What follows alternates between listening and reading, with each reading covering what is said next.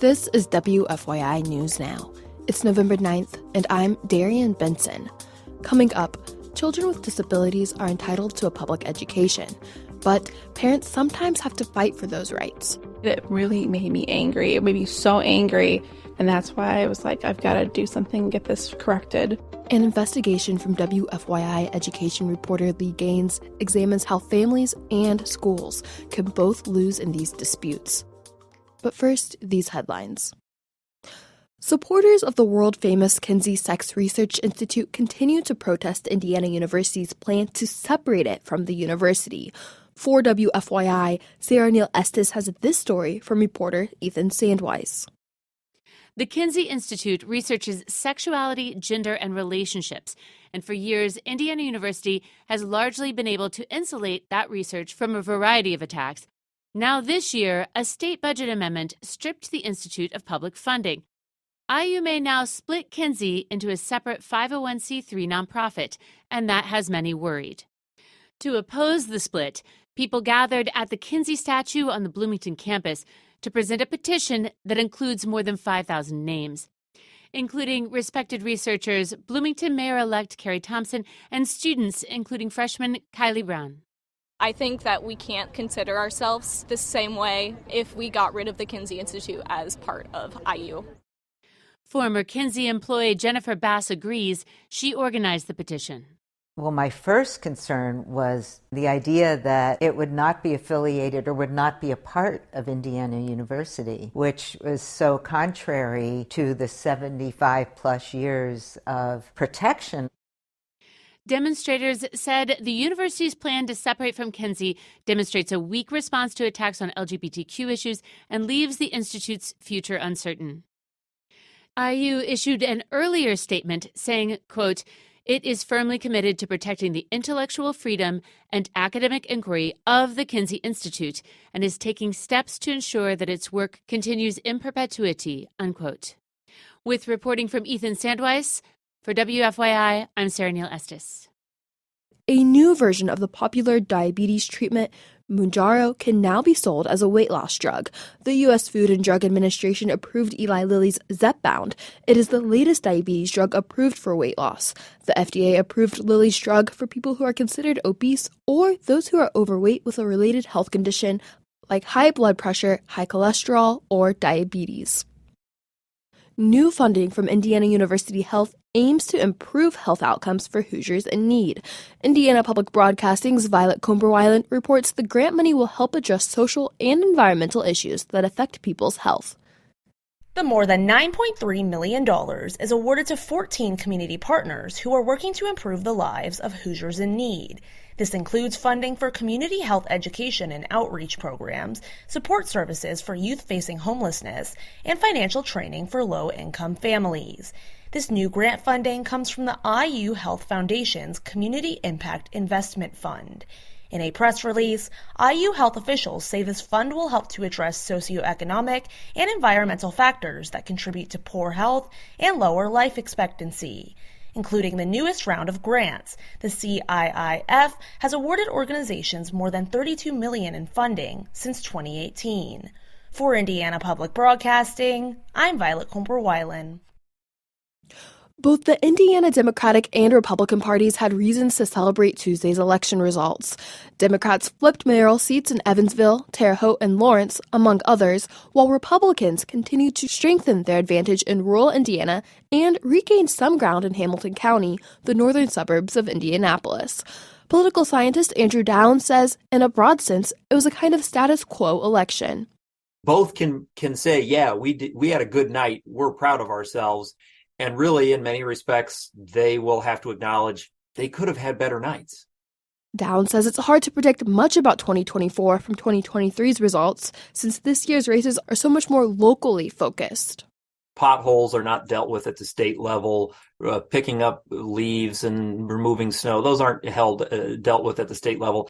Downs did say that both parties can focus on areas where they scored key victories and look to build from those bases of support for next year.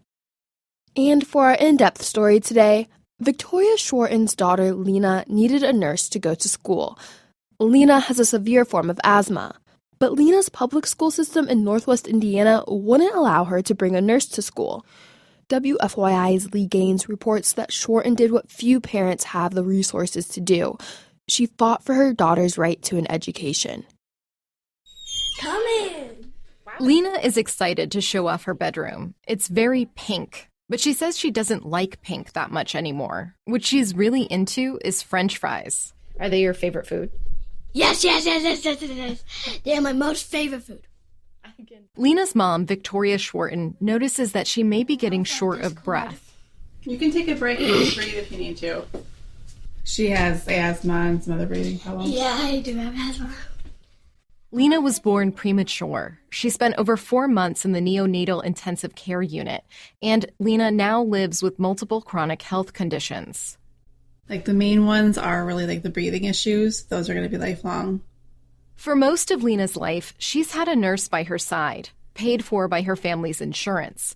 When Lena was ready for kindergarten in 2019, Schwarten wanted her to go to their neighborhood elementary school in Valparaiso, the same school her older siblings attended. But the Porter County Special Education System told Schwarten that Lena couldn't bring her nurse to school. Schwarten says that wasn't a safe option for her daughter. I was worried about her choking and no one noticing it. I was worried about her having an asthma attack and having it progress to the point of needing intubation again or worse. Schwarten eventually enrolled Lena in a private school that allows her to bring her nurse with her every day. Then, Schwarten discovered something that destroyed her trust in the public school system. She learned that students with disabilities have a right to a public education, and that the public school system may have violated her rights when it refused to let Lena bring a nurse to school. It really made me angry. It made me so angry, and that's why I was like, I've got to do something and get this corrected. Schwarten hired a lawyer and requested something called a due process hearing. It's like a court case. The school system and the family present their evidence and call witnesses to testify.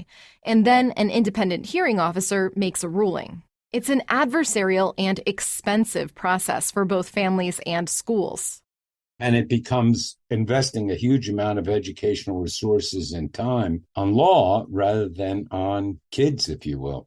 That's Perry Zirkle. He's a professor emeritus at Lehigh University who studies special education law. His research shows that in most states, schools win a majority of these cases. So the law itself is skewed towards districts.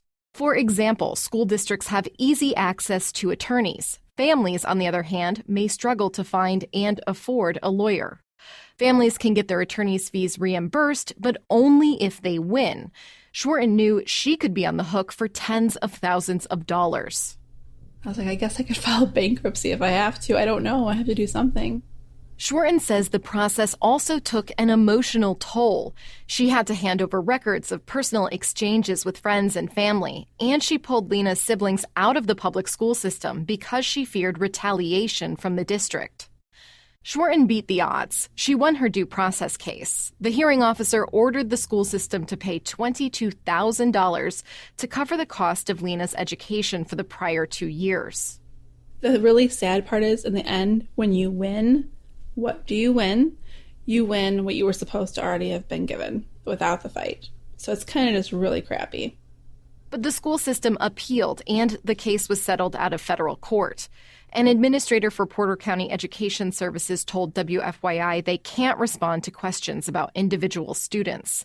They also didn't answer any questions about what due process is like for schools. So I found someone else to talk to. It's a lot of stress and pressure on our teachers, on our staff, as well as on our parents. Phyllis Wolfram directs the Council of Administrators of Special Education. Due process can also cost districts a lot of money. And it takes time. There are many after-hour requirements of teachers and staff that become involved, or the hiring of substitutes to pull those teachers out of classes to do preparation for it.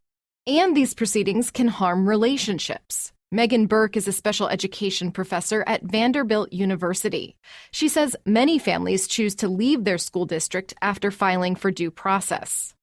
Because at that point, your relationship with the school system is so fragmented, it's probably unsalvageable. Schwarten lost faith in her public school system even before they went through a due process. But her daughter Lena is doing well in her private school. I'm in 4th grade, and sometimes it's hard. Every Friday we have a poem to practice. The school has also accommodated all of her needs. I'm allowed to be her parent in that setting, which is nice. And I don't have to sit there and compete with, somebody else on what her best interests are. Lena is in her last year at the private school. Schwarten needs to choose where to send her next. She says no matter what, she won't send her to the local public school. I'm Lee Gaines, WFYI News. That's all for today's episode of WFYI News Now. Today's podcast was produced by the following people who live in your community: Aubriana Heron, Kendall Antron, who composed the music for this podcast, and me, Darian Benson. Our news director is Sarah Neal Estes.